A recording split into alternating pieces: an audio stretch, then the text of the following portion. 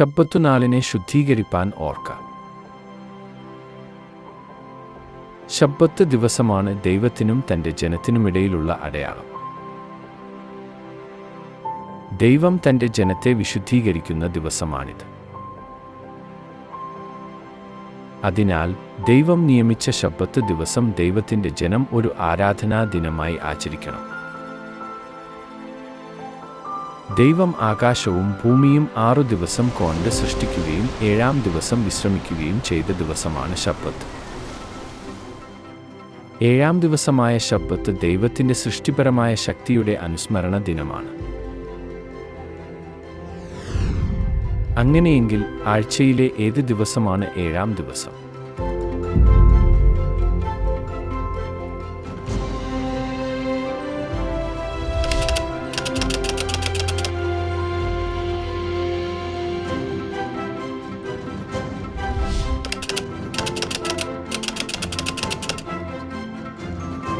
ഏഴാം ദിവസം ശനിയാഴ്ചയാണെന്ന് നിഘണ്ടുവിലും രേഖപ്പെടുത്തുന്നു.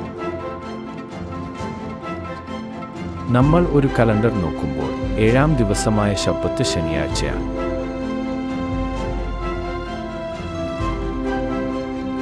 ആഴ്ചവട്ടത്തിൻ്റെ 1-ാം ദിവസമാണ് യേശു ഉയിർത്തെഴുന്നേറ്റതെന്ന് ബൈബിൾ പറയുന്നു.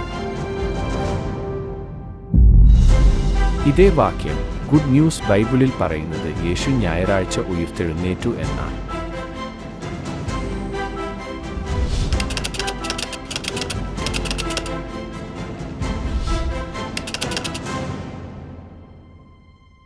അങ്ങനെയെങ്കിൽ ആഴ്ചവട്ടത്തിൻ്റെ ഏതു ദിവസമാണ് ശബ്ബത്ത്? ശബ്ബത്ത് ശനിയാഴ്ച ആണ്.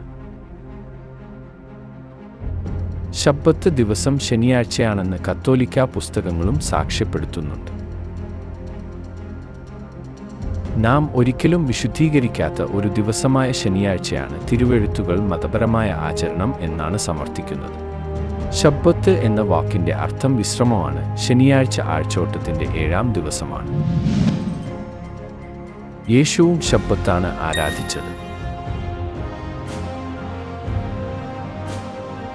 ശബ്ബത്തിൽ തൻ്റെ പതിവ് പോലെ പള്ളിയിൽ ചെന്നു വായിപ്പാൻ എഴുന്നേറ്റു നിന്നു.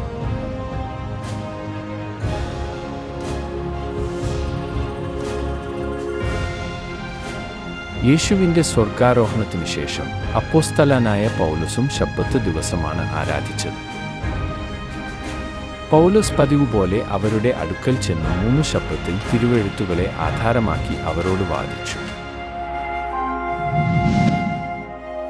യേശുവും തൻ്റെ ശിഷ്യന്മാരും ശബ്ബത്ത് ആചരിച്ചതുപോലെ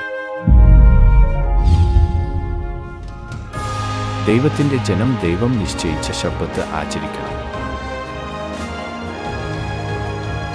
world mission society church of God ദൈവം നിയോഗിച്ച 7-ാം ദിവസമായ ശബ്ബത്ത് ആചരിക്കുന്നു.